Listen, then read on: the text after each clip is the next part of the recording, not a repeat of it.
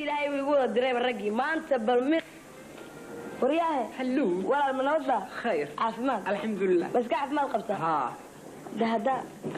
ولا المسير شعلنا ما ينو ها وان ka hadlayo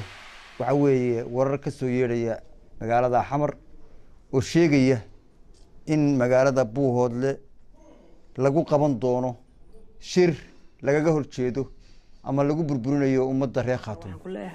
عشقي وامل وامد بوله وادي وهذه معنتها سيده ملك دوعان هذا ندي دمين لا نوغاي دو دحياري درتا دحياري درتا داوا غبا lagu burburinayo dadka reer Khaatuum ma suuroobayso oo ma dhacayso in uu shir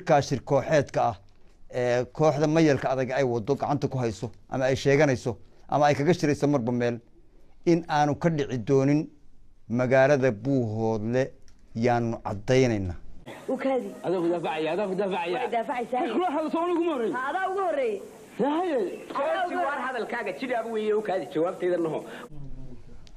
cid kasta oo isku dayda wixii dhibaha ka yimaada ka masuula waxaan ku celcelinaynaa oo ku adkaynaynaa ummadda reer Khaatuum way tashatay